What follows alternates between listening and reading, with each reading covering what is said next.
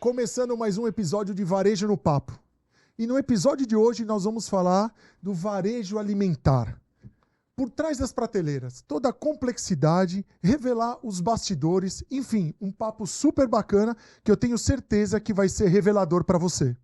E Ricardo, fala aí, quem a gente trouxe para bater esse papo com a gente hoje? Com certeza um especialista no assunto, né? A gente vai falar de supermercado, hipermercado, atacarejo, todo esse mundo universo aí do varejo alimentar.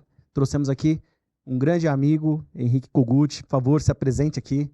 Fala pessoal, tudo bem? É uma honra estar aqui no podcast de vocês. Já assisti todos os episódios, né? Tá fantástico, tá trazendo muitos insights valiosos aí do varejo. Boa. Me apresentando, vocês vão sentir o sotaque, puxando um pouquinho o R aqui. Sou paranaense, né? Tenho uma década aí trabalhando em gestão em grandes redes, supermercados, entre 30 até 70 lojas.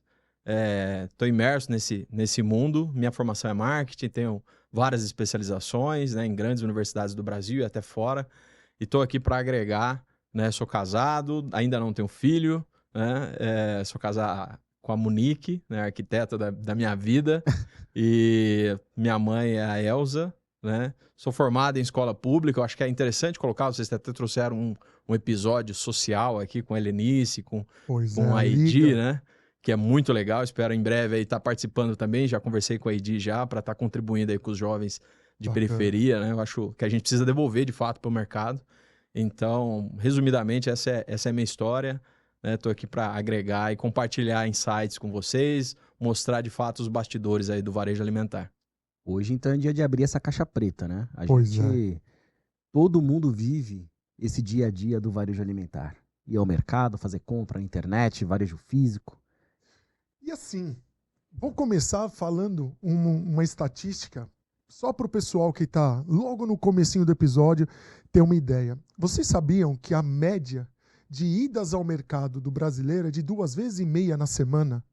Cara, o supermercado é um lugar que está muito enraizado no nosso dia a dia, no nosso cotidiano. As pessoas às vezes não percebem isso, né? E é um dos setores...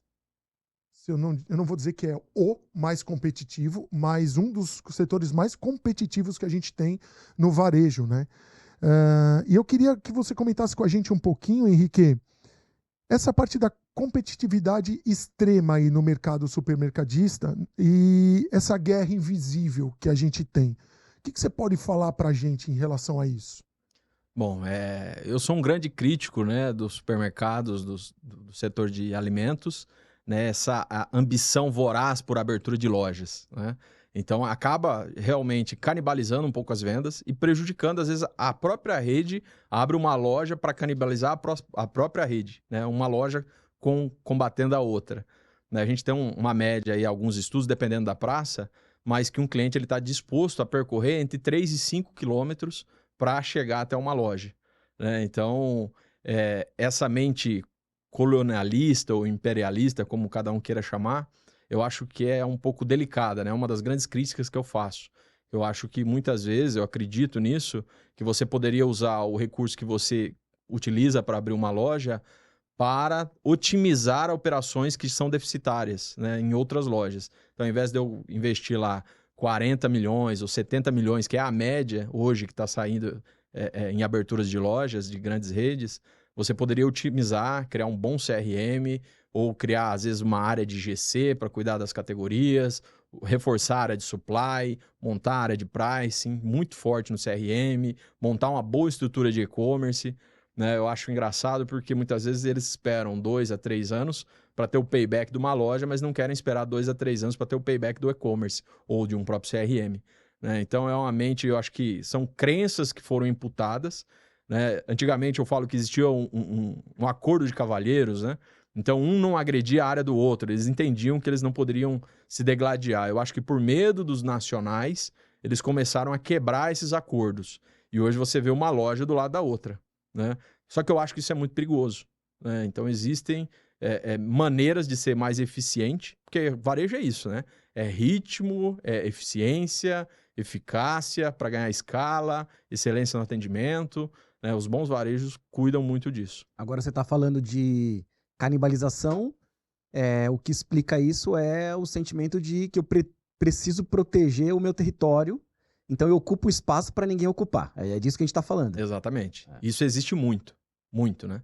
Então, existem redes que alugam locais, barracões ou espaços ou terrenos perto da loja dele, onde ele entende que ali pode sair um concorrente. Então, ele já se antecipa, vai lá, aloca o lugar ou compra o terreno, justamente para não deixar brecha para o inimigo, né? Dar lado para o inimigo. Então, acontece muito isso. É um movimento do mercado que vem acontecendo muito. Agora, será que dá para estimar? Assim, você tem um supermercado, um hipermercado, enfim, você tem um estabelecimento ali que está, você falou ali no raio de 3 a 5 quilômetros. Então, você está, sei lá, 3 quilômetros da casa de um certo consumidor.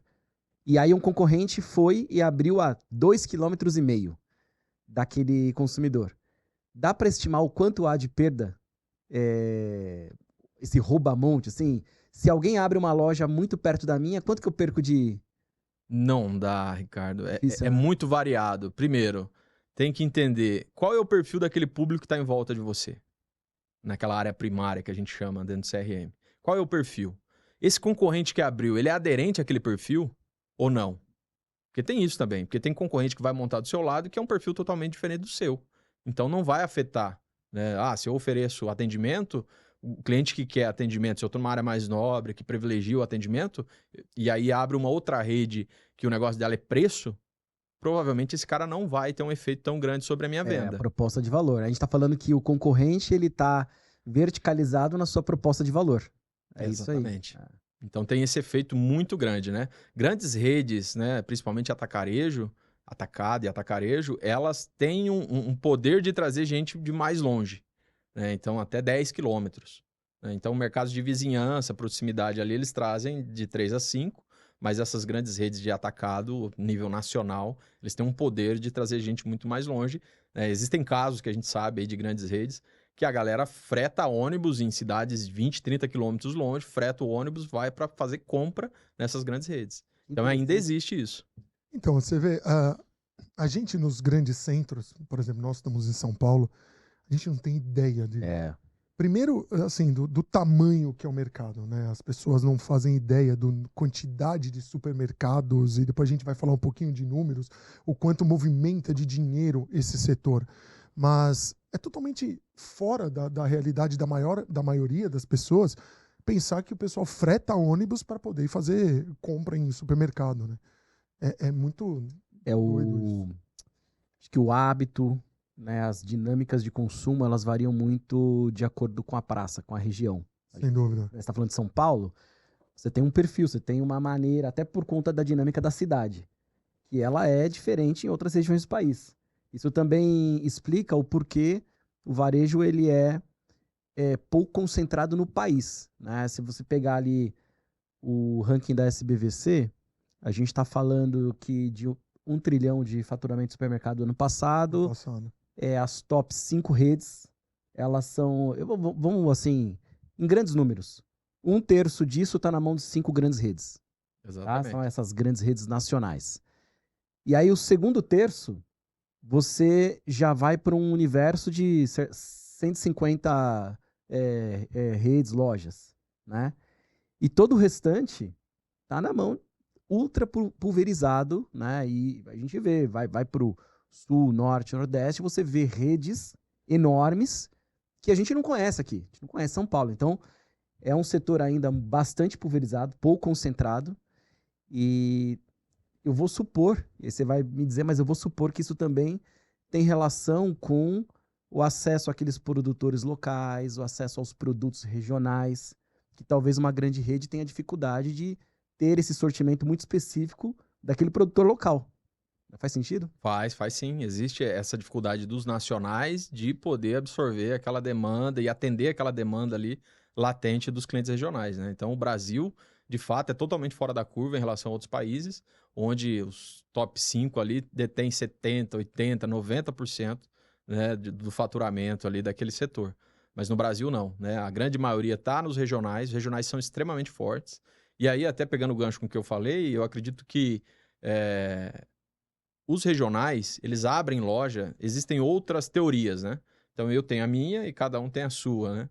Mas eu acredito que também, quanto mais loja eu tenho, mais poder de compra eu tenho para competir com os nacionais. Volume. Então existe isso. Cara, eu preciso ter mais lojas. Às vezes a loja vai ser uma loja deficitária, não vai me trazer rentabilidade, né? Mas é uma loja que no todo vai agregar, né? Então eu vou poder, a partir de X lojas eu começo a comprar direto da indústria, tiro o intermediário que é o distribuidor, e isso me gera uma receita incremental muito boa, né? Que justifica eu ter prejuízo em uma loja. Numa loja. Então, isso é algo que acontece. Questão logística. Poxa, quanto mais loja concentrada eu tenho, melhor vai ser minha logística também. Mas, às vezes, é isso que eu penso. Poxa, se tá tendo gente saindo de ônibus de um lugar para outro, quer dizer que, às vezes, aquela área não está sendo bem atendida. E faria muito mais sentido eu colocar, né, uma loja ali. E eu vejo que no varejo, a grande maioria não é muito ligada a dados, né? Então, eles ainda são muito intuitivos. Não que tá errado ser intuitivo, tem muitas vezes que tem grandes acertos. Eu já vi grandes acertos baseados em intuição e não. E aí, quando você vai validar com o dado, você fala: caramba, sem dado você conseguiu enxergar essa oportunidade aqui, fantástico. Né? E às vezes existem boas ferramentas, né, de expansão, GeoFusion, que você consegue lá fazer grandes trabalhos, entender o comportamento, potencial de consumo daquela região, entender quais são os consumidores, entender mais ou menos o market share de cada um, né? Só que tem uma mão invisível que eu gosto sempre de provocar, que é o e-commerce, que está crescendo cada vez mais. Então, isso a GeoFusion não te traz. Então, precisa de um especialista que entenda quais são os hábitos ali dentro daquele público que são aderentes ao e-commerce, né? Porque é uma mão invisível que dentro de algumas ferramentas você não vai enxergar. Né? E está cada vez aumentando mais. Não acredito em apocalipse digital. Né? Não acho que vai ser maior a participação do digital sobre o físico, mas tem a sua importância. É aquilo que eu falo. Hoje está a média entre 3% e 5% de participação em supermercado, até porque não são todas as redes que tem, então por isso que ainda está limitado. Mas eu acredito sim que pode chegar a uns 20% na próxima década. E às vezes é esse 20% que está o teu lucro. Então tem que ter uma atenção. 20% é um número bom. Acho que no exterior a gente está falando, lá deve ser, sei lá, Estados Unidos, deve ser, sei lá, 8%, 10%. Talvez uma China seja mais que 2 dígitos, né? A Inglaterra é muito forte. Forte Inglaterra, também, né? A Coreia do Sul também é forte. Agora, São as maiores penetração. alimentar na internet, no e-commerce, é um negócio ultra complexo, né? Porque você tem os produtos secos, né? Tipo, você comprar o feijão, o arroz, teoricamente um pouco mais fácil de estocar quando você compara com os congelados, com os resfriados. Então, isso é uma... E aí você vai para FLV, frutas, legumes e verduras. Então, a complexidade de lidar com resfriamento e perecividade é absurda no e-commerce, não é? Exatamente. Acho que isso é uma grande barreira também para a evolução desse canal. E é uma barreira para que os marketplaces não entram mais forte. Perfeito. Então, eles estão patinando justamente por isso, porque eles não conseguem fazer a conta fechar com os perecíveis. E se você tirar os perecíveis da compra do cliente, muitas vezes, dependendo, não faz muito sentido para o cliente. Ele fala: poxa, por que eu vou comprar metade aqui, metade ali? Eu já vou e compro tudo numa rede só. Então, isso é uma barreira muito importante para as redes de supermercado. Então, ela tem o contra, que é difícil de fazer, mas eles já são especialistas, a grande maioria, né? Então, é algo que eles dominam. Mas para os marketplaces fica algo muito ruim, porque a quebra é muito grande, né? Acaba perdendo ali o produto por questão de validade, se não vender. A logística, né, é complicada desse tipo de produto. Então, mas é um grande desafio para supermercados, né? Cara, uma vez eu vi uma apresentação do pessoal lá do Super Nosso, que é Um grande case. de BH, né? Cara, os caras são incríveis, assim, eu vi uma apresentação deles e uma coisa me marcou, porque a gente fala do e-commerce, a gente sempre pensa intuitivamente na coisa da substituição. Você fala, esse canal substitui o outro. E eles trouxeram um mapa da jornada de consumo. E aí nesse mapa eles mostraram que e aí faz todo sentido, óbvio, que é o seguinte: o consumidor, ele tem os momentos de compra dele. E aí, ao longo dessa jornada, dos seus momentos de compra, você tem a loja física, você tem o delivery, você tem o canal digital e-commerce, você tem o aplicativo, você tem o iFood, você tem... E aí a lógica é como é que você encaixa essas peças numa ótica de jornada. E aí você entende que cada canal da tua empresa tem um propósito específico ao longo da jornada. E aí tudo vira uma orquestra, assim, sabe? Pô, é essa visão que eu acho que o canal digital, o e-commerce, eu acho que ele tem que ser complementar para proporcionar a experiência na hora certa para o consumidor.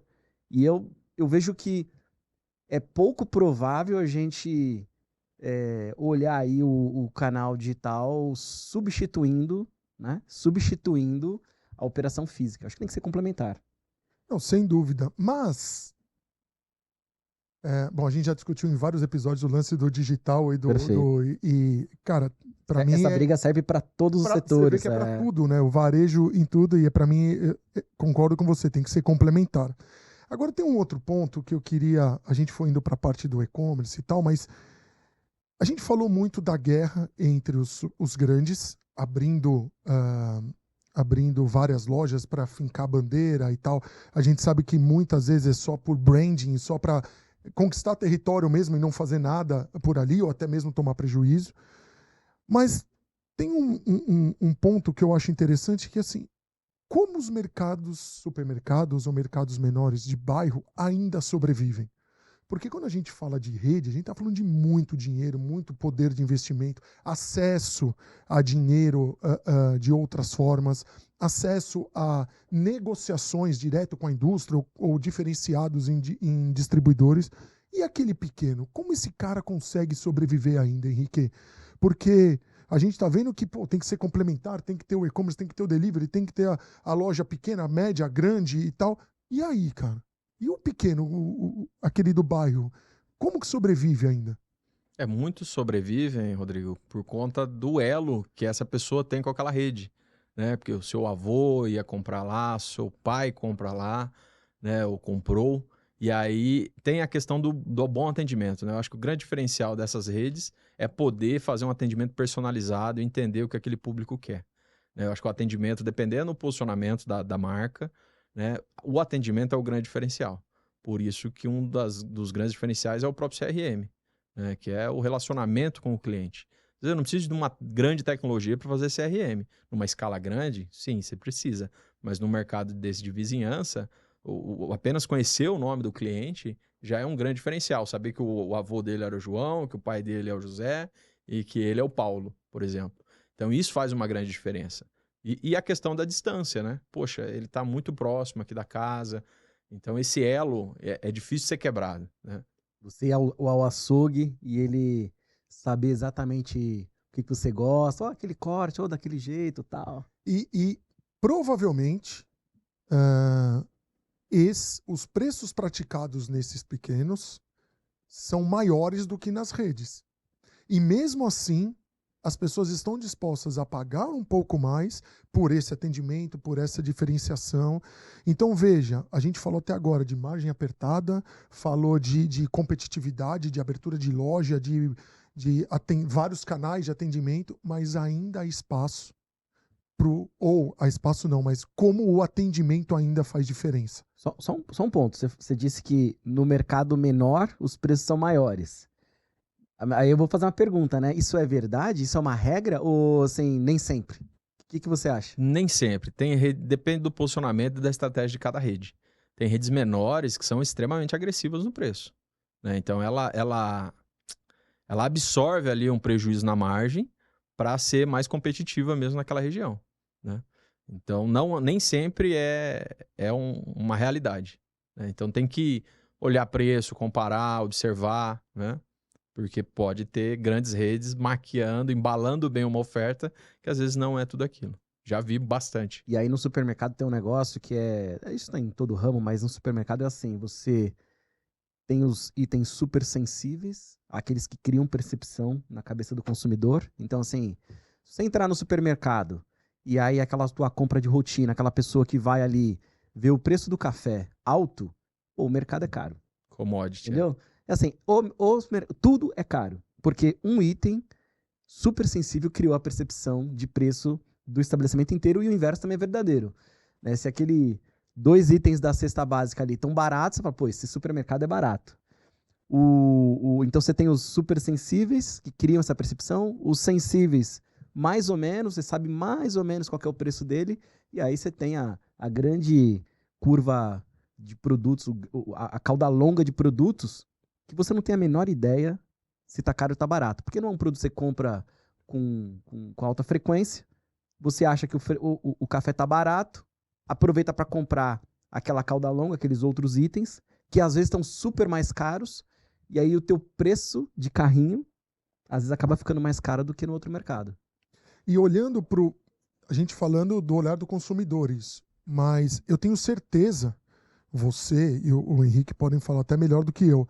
Quando você fala da cauda longa, eu tenho certeza que o próprio supermercadista não tem um controle, um olhar mais atento, mais próximo para esses produtos da cauda longa.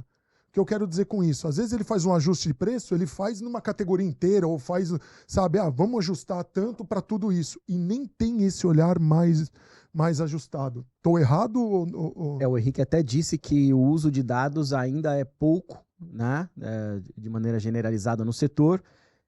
E aí isso conecta com o que você está falando.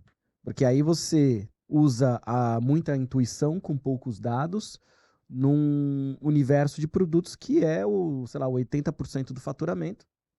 E aí essa cauda longa, que é menos representativa no faturamento, mas que tem um potencial absurdo de elevar faturamento, porque tem uma série de produtos que você pode otimizar, mas aí, enfim, um trabalho mais exaustivo que precisa ser embasado em dados, de tecnologia, e aí o que a gente está vendo que ainda é pouco utilizado no dia a dia, né? Sim. E aí traz um outro ponto, que para mim se não o principal, mas um dos fatores principais da complexidade do setor, né?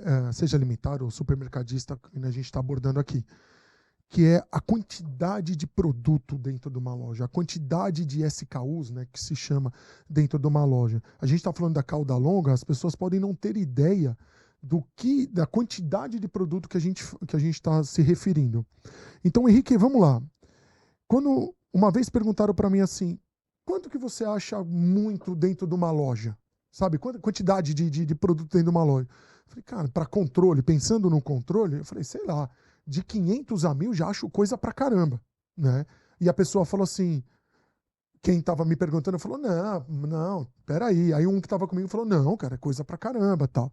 Fala pra gente médias de quantidade de produto, até pra gente entender essa complexidade, e eu vou entrar num outro ponto depois. Fala pra gente, você tem ideia, assim, vamos lá, numa loja pequena, né, desses que eles chamam de mercado de vizinhança, né, que é aquela loja menor e tal, quantos produtos mais ou menos ali? Uma loja de conveniência, ela vai ter de 4 a 6 mil itens. Ok. Uma loja de vizinhança um pouquinho maior, ela vai ter até uns 10 mil itens, 12 mil, né, itens. Um hipermercado ele chega a ter 23 mil itens por conta de eletrinho, ele é um mix mais amplo. Os atacarejos tinham um mix menor, em torno de 4 a 6, mas eles vêm ampliando, colocando serviço e tal, para ser mais competitivo.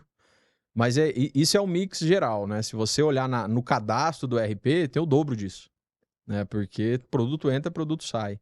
Então, acaba virando uma loucura lá para as empresas que têm, para o departamento de GC, né?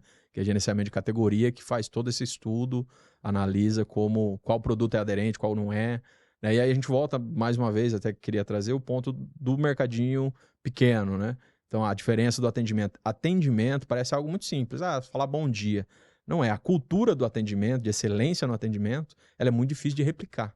Baixar preço todo mundo faz. Agora, atender bem não é todo mundo que faz. Porque isso começa, não é só chegar lá no time e falar, você precisa atender bem, você precisa falar bom dia. Não, cara, isso começa lá na contratação. Você entender se aquele colaborador tem perfil de um servidor, né, de atender bem ou não. Então envolve toda uma empresa, envolve toda uma cultura. Né? Cultura não é só abraçar a árvore, né? É entender isso.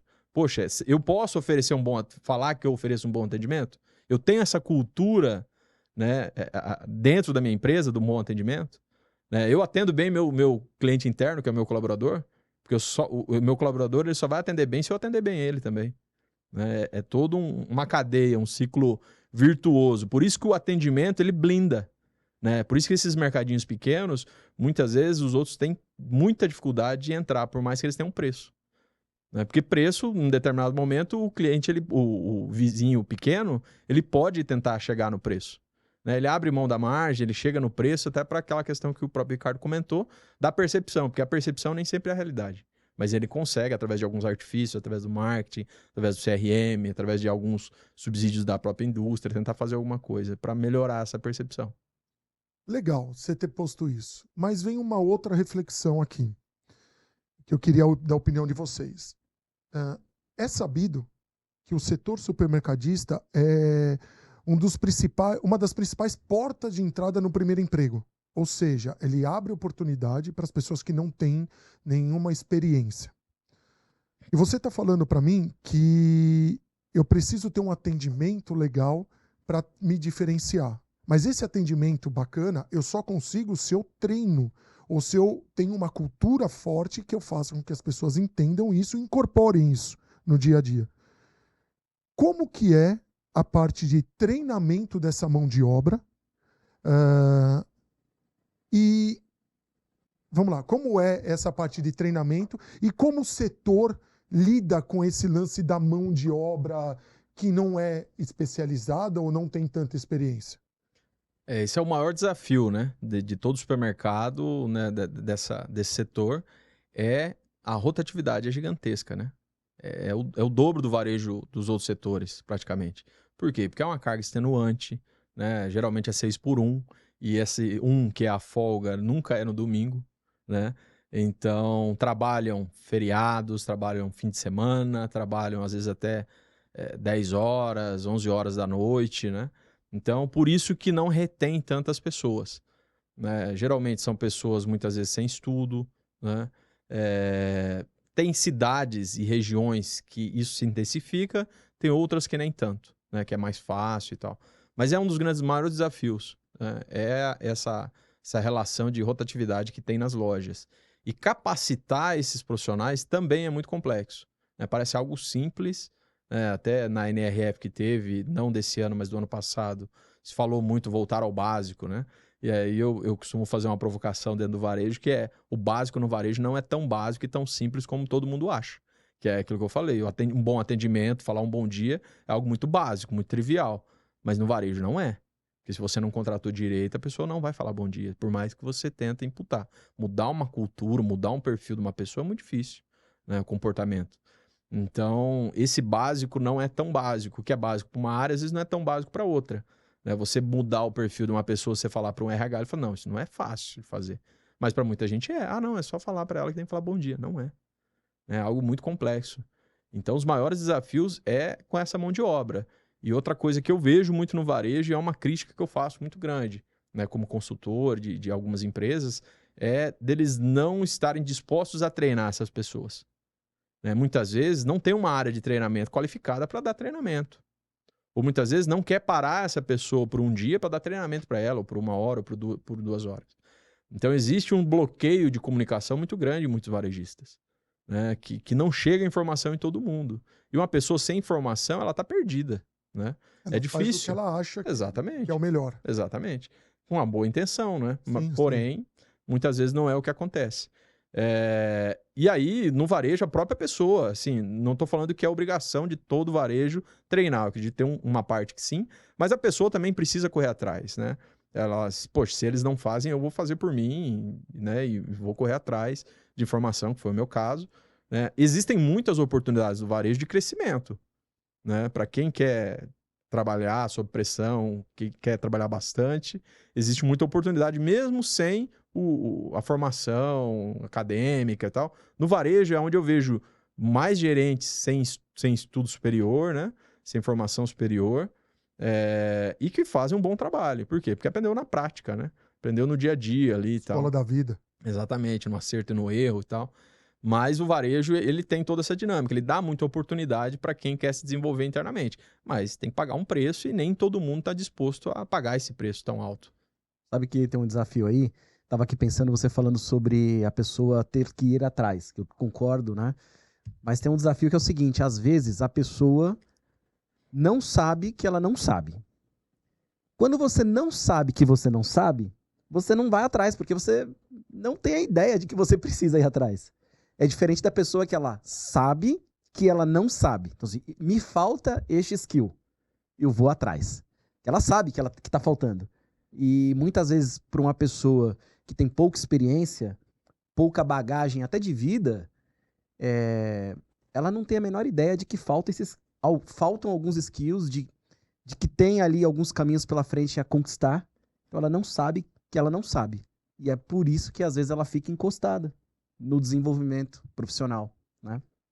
E aí, pegando o gancho nisso, às vezes a pessoa não sabe ou não tem a possibilidade, a oportunidade de ela se desenvolver, ir atrás e tal. E aí vem, por que as empresas então não dão treinamento, enfim. E eu estou pegando treinamento aqui como um tema, mas a gente pode replicar isso para outros temas, mas voltando no lance das margens apertadas, né?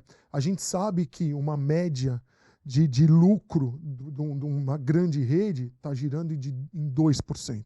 Então, veja, 2% de lucro é muito pouco, né? Como que esses caras fazem para equilibrar isso? Como que essas grandes redes enfrentam esses desafios financeiros e como que equilibra promoção, desconto, margem apertada para continuar ainda lucrando? Que a gente viu que em 2023, bateu 1 trilhão, né? Então, como isso ainda os caras conseguem chegar nessa marca de 1 trilhão, tendo uma média de 2%? Como isso? Só para não perder o gancho do que o Ricardo falou, existe uma matriz que chama janela de Johari, né? Que é para você entender o eu oculto, o eu secreto, para você entender ali o que você... O que eu não sei que eu não sei, né? Então existe, quem quiser, procura aí na internet, tem essa matriz, ela é bem legal. Quando eu vou treinar o pessoal, eu geralmente mostro ela, né? E falo, ó, vamos analisar aqui, vamos ver, para desenvolver um plano de carreira, um PDI, né? Um plano de desenvolvimento individual para cada um. E eu uso muito essa matriz. Quando você falou, eu lembrei disso. Fala de novo aí, porque nem eu sabia dessa matriz aí. Qual que é o nome? Janela de Johari. Janela de Johari. Isso aí vai ser... Ó, já vou sair pesquisando. Já pega aí e pesquisa. E respondendo você, Rodrigo, existem várias frentes que podem ser otimizadas, né, dentro do varejo. Então, eu conheço redes aí que é de 5% até 8%, né? Então tem lá uma margem ajustada, melhor.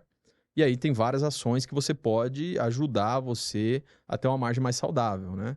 Então tem várias, tem marca própria, ela ajuda, a própria importação, se unir a outros supermercadistas. Existem alguns grupos que tem lá 10, 15 redes que eles ganham força até para importar produtos, né? Então, se importa, compra em conjunto. Compra em conjunto, tem grupos muito fortes, muito potentes no Brasil, com redes muito relevantes.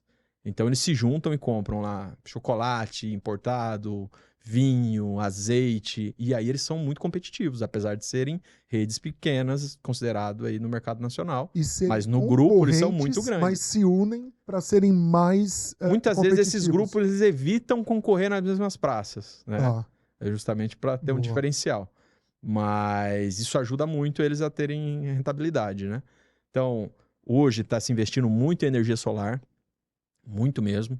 E a energia solar, eles dão uma embalagem como sustentabilidade, que é uma realidade, porém é um investimento, né? Eu até mesmo trabalhei numa empresa que estava focando e foca muito nisso aqui de São Paulo. E quando a gente sentava para, poxa, como que a gente vai apresentar isso para o mercado? Eles falavam, não, isso aqui não é, sustentabilidade é algo indireto ali, mas a questão é investimento mesmo. Então uma loja, ela gasta muito de energia, né? Pegar uma média aí de R$100 mil mês. Numa loja que fatura quanto isso? Numa loja que fatura uns 10 milhões. Uma loja de 10 milhões está fazendo 100 mil de energia. Só de energia. Por quê? Porque área refrigerada, se tem ar-condicionado ou não, porque se tem, o gasto é maior, se não tem, né? Não são todas as redes que colocam.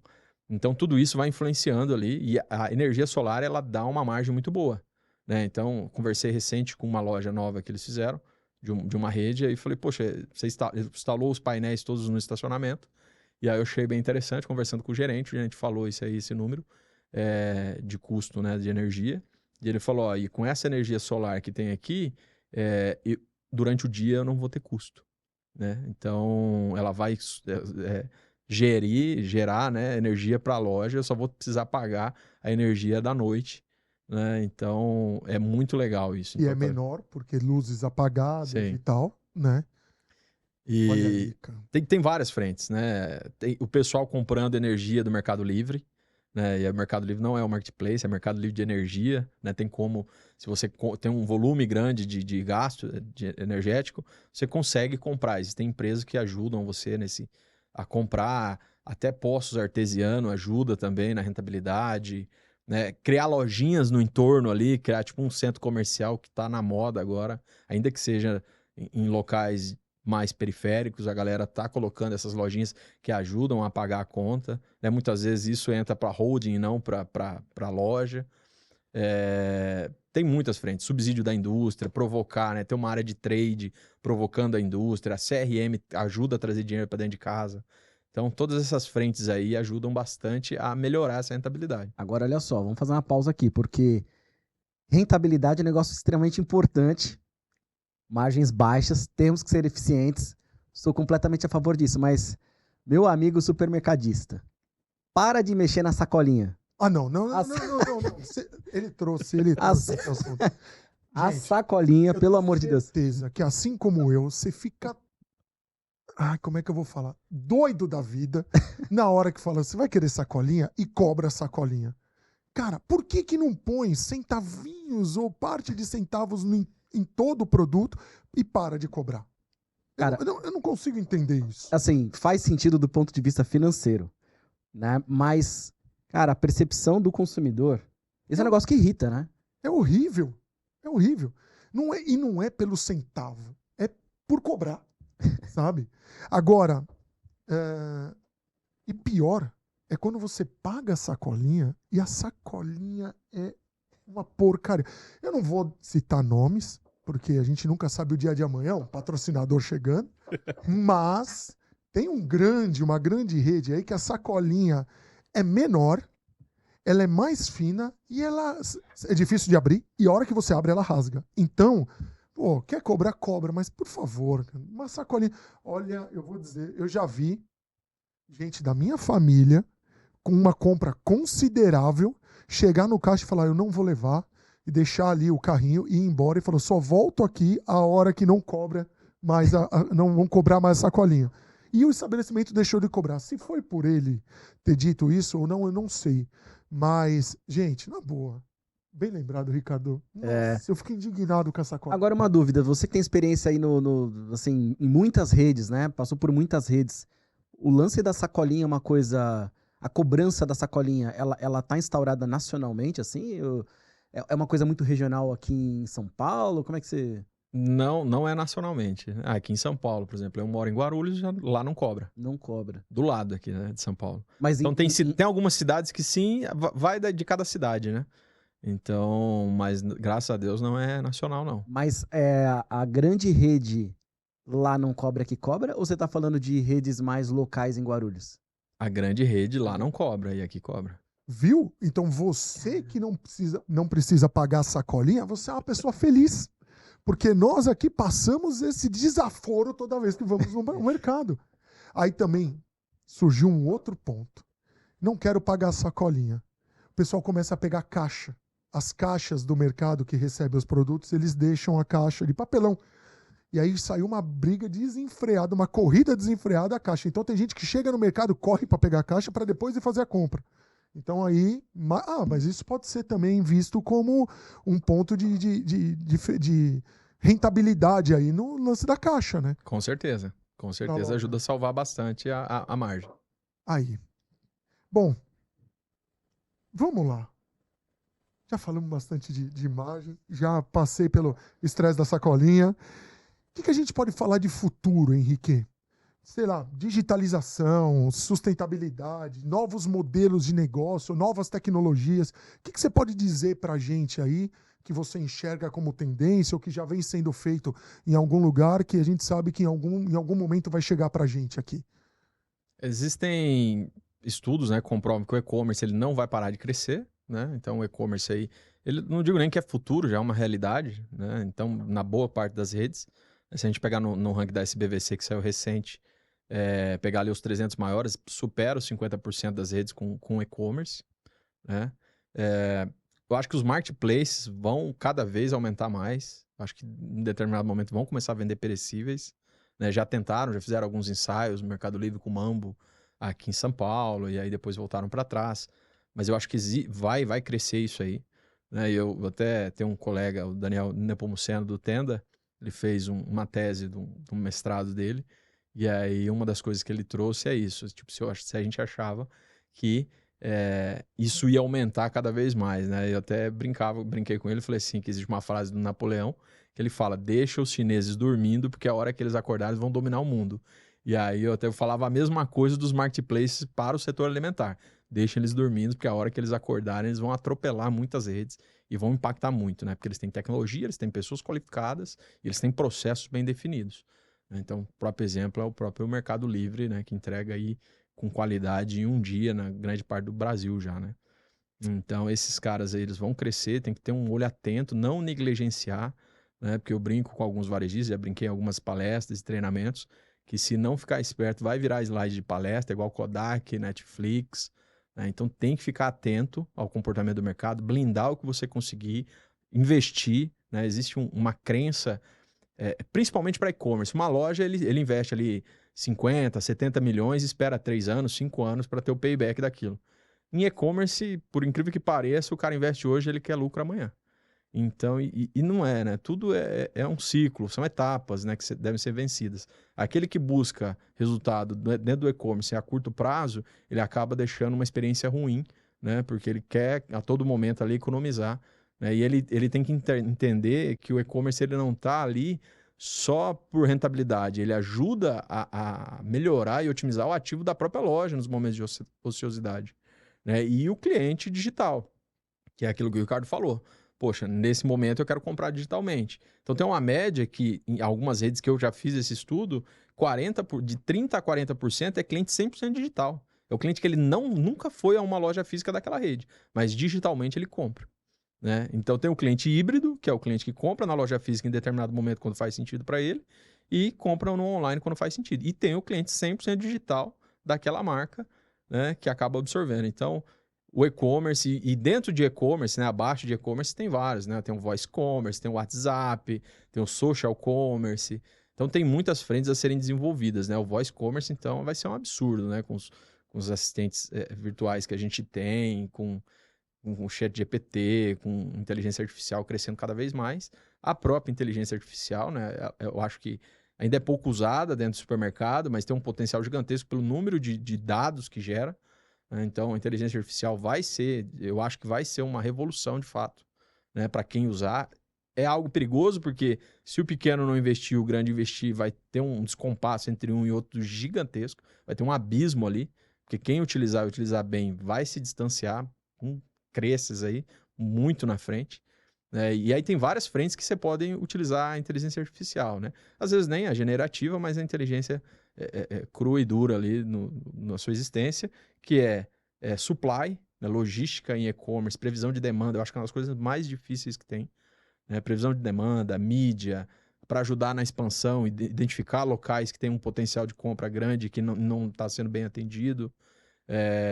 No próprio e-commerce, né? Pode ajudar muito com a questão de pricing, precificação. E aí, precificação, pessoal, não é só fazer preço baixo, né? Então, tem esse mito no varejo, né? Que todo mundo acha que, vou contratar uma ferramenta de precificação, para baixar preço. Não é para baixar preço, às vezes é para mostrar onde você está descasado do mercado e pode salvar uma margem ali mais saudável, né? Mas existe esse mito, porque como eu vivia nesse mundo, eu sei que a galera, quando você fala, não, vamos colocar uma ferramenta de monitoramento, não, mas vai baixar a margem, para vender produto barato eu já sou especialista. Igual muitos pensam para o próprio CRM. Eu já participei de algumas reuniões que o time comercial quase bateu no gerente CRM. O quê? Você está falando aqui que você vai vir, você entrou na empresa, montou esse departamento para vender produto barato?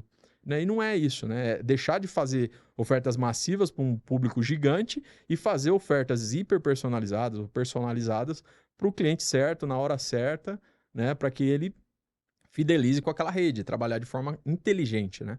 Então, CRM é para isso. Existem vários mitos em torno do CRM. Poucas redes fazem bem, né? São poucas redes que trabalham bem o CRM, porque o CRM também é muita questão de saber interpretar os dados, né? É igual inteligência artificial. E tem, vamos ver outras frentes que eu acredito que vai crescer. Os pure players, né, que são redes que vão vender 100% digital. O próprio iFood, ele acaba sendo um pure player, né? Ele é um marketplace, os last miles que a gente fala, né? As últimas milhas ali. Então, tem bastante coisa acontecendo. Eu acho que a parte da entrega, eu acho que bem para frente, mas o drone aí vai estar entregando, né? Já tem alguns experimentos aí no Brasil, automatizar centros de distribuição. Já visitei alguns no Brasil muito modernos, né? Lá no sul, eu visitei alguns centros de distribuição que é incríveis, né? Que não tem quase interferência humana, né? Grandes centros de distribuição que conseguem separar grandes volumes de pedido em pouco tempo, né? Então, no alimentar ele ainda é mais restrito, mas vai ter esse comportamento cada vez maior. Deixa eu colocar aqui a minha experiência de consumidor, né? E aí eu vou pegar o que você comentou de última NRF, o Back to the Basics, né? Voltando ao básico, acho que tem duas coisas básicas que para mim são grandes atritos na experiência da compra alimentar online. Número 1, montar a cesta de produtos. Cara, outro dia eu cronometrei. Eu gastei quase 1 hora para montar aquela compra do mês, que você vai, faz a busca, tal, bota no carrinho, volta. Então, é ainda um processo que ele é moroso para montar a sua primeira cesta. Lógico, depois que você montou a primeira, né, você ativa recorrências, tem nessas mecânicas, mas a experiência, ao ponto que você está ali montando essa cesta de forma demorada, no e-commerce ou no aplicativo, você pensa, pô, é melhor eu ir lá. E o mercado perto de casa, fala, pô, eu vou lá e vou e volto antes de eu terminar aqui de... Então, assim, acho que tem um atrito ainda. Não sei se você tem novidades para contar sobre isso, experiências. O segundo ponto é a quebra de pedido, que ela é muito grande ainda. Você faz uma lista com, sei lá, 50 itens e dificilmente os 50 itens vão chegar na tua casa, porque no dia da entrega vão te ligar, vão te avisar que aquele item não tem. A gente entende algumas das razões. Por exemplo, você comprar FLV, né? Você tem lá, comprou a banana. E aí, no dia que vão te entregar, a banana, provavelmente ela não tá adequada, tá um pouco mais escura e tal. Eles decidem não te entregar para não correr o risco de gerar uma experiência ruim. Tô imaginando uma das razões. E aí, pô, o item não tem. Pô, não tem, cara. Se eu soubesse que não teria, eu teria ido lá, né? Por isso eu comprei online, para ter a praticidade. Então, essas duas fricções, que é formar a cesta inicial de produtos e depois a quebra do pedido. Para mim, são os dois grandes problemas básicos que, para mim, afeta muito a experiência de compra online. E aí, como que você vê nisso? Então, para montar o carrinho, o pessoal já tem, até inclusive uma rede que você citou aqui, já está usando a inteligência artificial para melhorar a descrição para encontrar produtos mais rápidos. Inclusive, essa semana assisti um podcast e o diretor dessa rede comentou que ao fazer esse ajuste com a inteligência artificial, 600 produtos que eles nunca tinham vendido, que estava dentro do catálogo, estava dentro do e-commerce, nunca tinha sido vendido. Então, achei sensacional. Só por conta do enriquecimento, porque o cara buscou lá na área de busca, se a descrição, o conteúdo está enriquecido, é mais fácil de encontrar. Então, achei sensacional esse dado, me impactou bastante essa semana, escutei. E a ruptura, que eu falo, a ruptura é o câncer do varejo, não só do alimentar, mas do varejo como um todo, né? Então, a ruptura ela é o câncer do varejo, é o pior detrator do e-commerce, de fidelidade do cliente, que é isso que você falou. Poxa, se eu comprei 10 itens, faltou 5, por que eu vou ter que pagar um frete de 15, 20 reais, sendo que eu tenho que, de qualquer forma, eu sou obrigado a ir no mercado para comprar os outros 5 que faltou? Então, e aí, se é um produto de destino, se é um produto que você precisava, se é um macarrão da macarronada, cara, você vai ficar pé da vida, e por isso que muita gente não compra mais no e-commerce, né? Porque fala, cara, se eu for lá para comprar 5, chega a metade, até a percepção do custo do frete fica maior, né? Então, isso aí é uma das piores coisas que tem no e-commerce. Eu acho que é o maior foco, né? Em todas as empresas que eu presto consultoria, eu falo que a gente tem que, de fato, declarar uma guerra contra a ruptura. E a ruptura tem que ser entendido em toda a cadeia, né? Não só a ruptura da gôndola para o cliente final, mas sim, a ruptura ela começa muitas vezes na indústria. Porque o comercial faz um pedido, a indústria já quebra aquele pedido, não tem o pedido inteiro para entregar. Então já começa lá. Aí chega no CD da empresa, se tem CD, né? Chega no CD. No CD, para mandar e distribuir para todas as lojas, já existe uma quebra também, né? Da loja, do depósito da loja para a área de venda, muitas vezes é questão operacional, não abasteceu a tempo. E aí, da área de venda, ali tem um impacto do canal de vendas digital, que é o e-commerce que vai lá buscar. E dentro do próprio canal, do ponto de venda ali, da área da loja, existe a ruptura que é, muitas vezes, o pessoal tira do ponto regular, que geralmente fica aquele produto, porque a indústria pagou um ponto extra, aí tira do ponto regular e coloca lá no ponto extra. Aí o cliente que sabe que o produto dele está sempre naquele lugar, vai ali e muitas vezes não acha. E aí é um impacto que o e-commerce ajuda muito, que eu falo que o e-commerce ele é o dedo duro do bem. Né? Por quê? Porque ele revela o mau abastecimento, ele revela muita coisa para quem é de loja. Sempre precisei argumentar muito com gerentes de loja, né? Dos impactos do e-commerce. Falei, cara, e-commerce existem 2 jeitos de você olhar. Ou como teu amigo que vai te ajudar e revelar muita coisa, né? Ou como inimigo. Poxa, tá tirando a sujeirinha debaixo do tapete. Mas para o dono da rede é muito bom, porque o e-commerce ele ajuda a trazer produtos que estão lá no depósito para a área de venda. Porque eu não sei vocês, mas eu uso muito o meu exemplo. Cara, se eu chego na gôndola que eu sei que o produto está ali, se ele não tiver, dificilmente eu vou procurar alguém para perguntar se tem no depósito. Eu simplesmente saio e vou embora. Só que, e às vezes aquele produto é o produto que vai aumentar minha cesta. Eu vou ali por conta de um produto, vou usar um exemplo clássico para mim, que é o café aviação. Pô, eu adoro aquele café. Se eu chego na loja não tem, muitas vezes eu viro as costas e vou embora. Né? E já comprei de redes que eu não conhecia dentro do iFood, por conta de ter esse café, bendito café aviação, porque eu gosto dele, gostei, já habituei a tomar esse café. Então, às vezes um produto que não é a curva A, não é a curva B, é curva C, mas ele faz eu comprar todos os outros produtos em volta. Né? Então, às vezes o pessoal fica muito focado em curva A e curva B e acaba esquecendo. Um outro exemplo que acontece muito no e-commerce.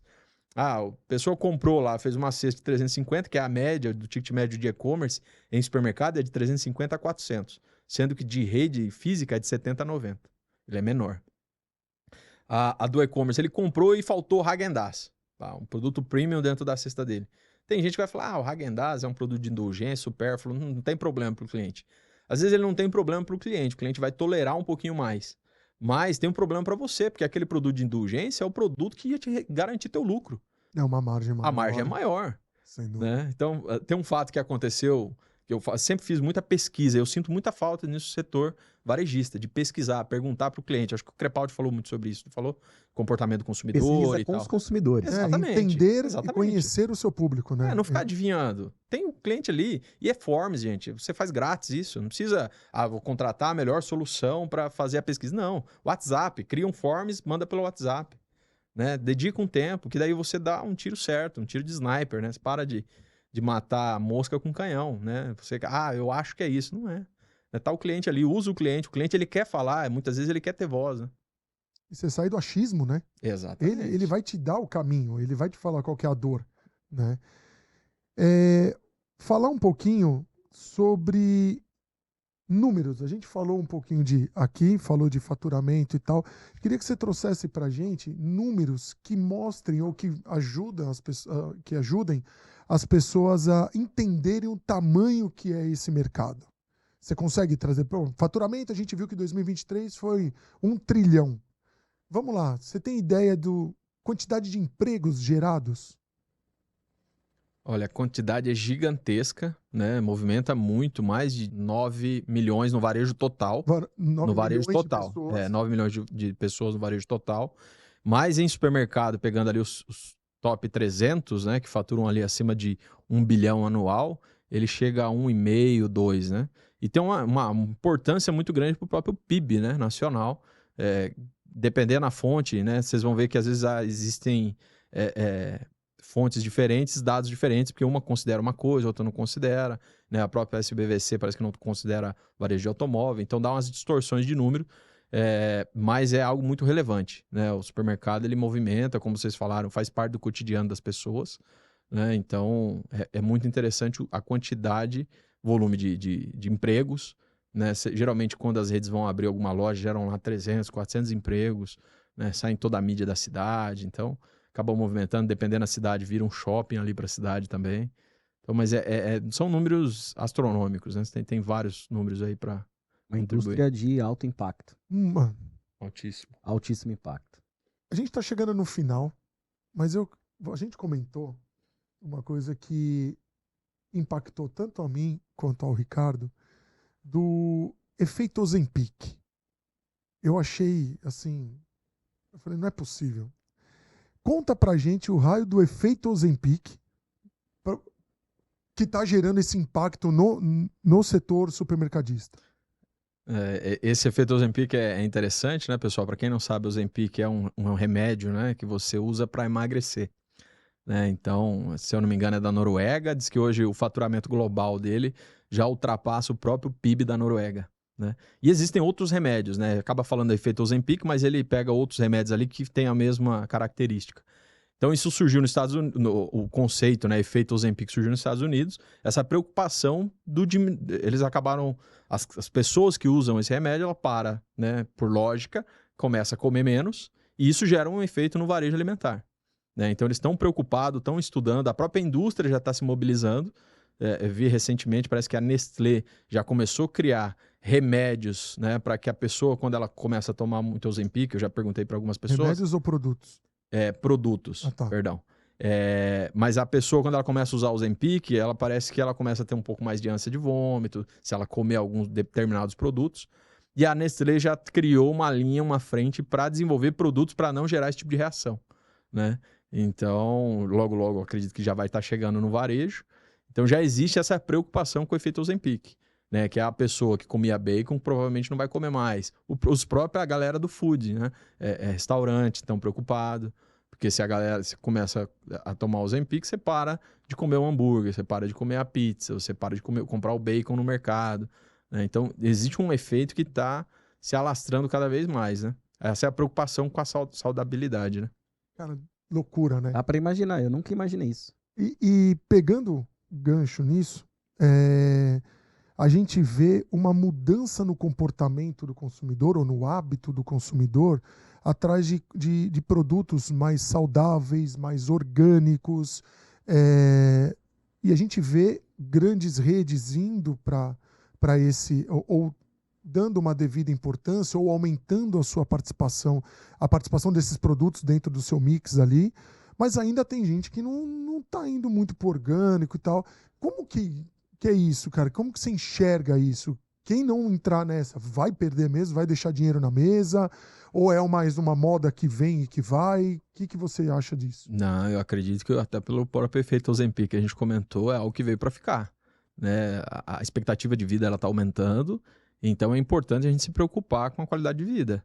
Né? E o alimento ele é fundamental. Né? Você é o que você come, né? Tem nutricionistas que falam isso. Então, existe sim, já tem várias redes que tem ali os seus corredores de saudáveis, né? Está investindo muito nisso, faz muito sentido, traz uma margem muito legal, né? Ajuda a otimizar bastante a margem, mas tem outras redes que não. Aí vai depender do posicionamento e da localização de cada loja, né? Como que ela queira trabalhar. Minha esposa, eu costumo brincar que ela é uma consumidora voraz aí de produtos orgânicos, né? Eu costumo brincar, eu falo que a gente paga R$20 aí numa unidade de tomate, eu acho um exagero, mas tenho que respeitar a patroa, né? Você disse sim. Exatamente. Você disse sim, inclusive pro tomate. Mas tem algumas empresas e aí o supermercado ele começa a abrir margem para as startups, né? Existe uma aí, pessoal, acho que não estamos recebendo dela, mas é um mercado diferente, né? A gente, inclusive, lá em casa, a gente compra e vem semanalmente uma cesta com produtos orgânicos. E assim, você não escolhe o produto que você quer chegar. Você consegue, mas você tem a opção de não escolher. E aí a gente começa a experimentar frutas que geralmente a gente não comeria. Né? Isso é legal também, né? Então é uma startup que está crescendo, por quê? Porque viu uma brecha no mercado, mal atendida, né? Que gera uma rentabilidade legal, mas que muita gente estava ignorando, negligenciando. Legal, legal. Bom, show. Estamos chegando aí no final, ou chegamos no final, e como todo encerramento, eu vou pedir para você falar para dar uma dica, seja para o consumidor e uma dica para o supermercadista, para o varejista. O que você poderia deixar de mensagem para o pessoal? Bom, para o varejista é apostar mais nos colaboradores, no treinamento e na capacitação desses colaboradores. né? Apostar no e-commerce, né? Aguardar o retorno que o e-commerce tem que ter de forma saudável, não tentar acelerar esse processo, né, da digitalização. O e-commerce, além do impacto no DRE, ele é um transformador de muitas mudanças dentro da empresa, né? E buscar essa figura mesmo desse gestor de e-commerce que seja esse transformador, esse agente de mudança dentro da empresa e que venha trazer a transformação digital para dentro do supermercado. Para o consumidor final, eu gosto de falar muito no viés de e-commerce também, de analisar qual que é o custo da sua hora, né? Poxa, às vezes vou investir lá 1 hora ou 2 horas, ou gastar mesmo, para ir ao supermercado, sendo que eu poderia fazer em 30 minutos ali no e-commerce, né? Então, meça isso, porque você consegue alocar esse tempo em coisas que façam sentido para você, né? Que é ler um livro, que é usar com a sua família, brincar com a sua criança, né? Porque muitas vezes você não pode levar para o mercado, porque senão vira um caos, né? Eu sei bem como é isso. Então, é isso. E prestar atenção, né? Saber qual rede que você quer comprar, né? Pesquisar preço, né? Cada vez mais, mas também não deixar de lado aí o fator experiência, né? Qualidade na experiência de atendimento. Show, Henrique. Cara, obrigado pela sua disponibilidade e pelo papo. Cara, foi show demais, né? Muita informação. Batemos 1 hora, mas assim, a gente nem viu passar. Foi muito bacana. Não pedi, não deu tempo ao longo, mas reforçando, cara, segue, se não é inscrito no canal, se inscreva, siga nossas redes sociais, tem muito conteúdo bacana, a gente vai soltando os cortes, quem acompanha já percebeu, a gente pega notícias que saem no momento e faz o gancho, trazendo para você o que a gente já falou, a gente sempre fica atento também para trazer novas coisas. Então, siga, se inscreva, compartilhe, enfim, faça a nossa mensagem chegar para o maior número de pessoas aí, que eu tenho certeza que vai ser bem bacana. Como foi enriquecedor esse papo com o Henrique. Brigadão. Os contatos do Henrique vão estar aqui na descrição do episódio. E já falei obrigado um monte de vezes. É isso aí. Bora pro próximo. Muito Valeu, conteúdo, muito aprendizado. É isso aí, gente. Brigadão. Até o próximo.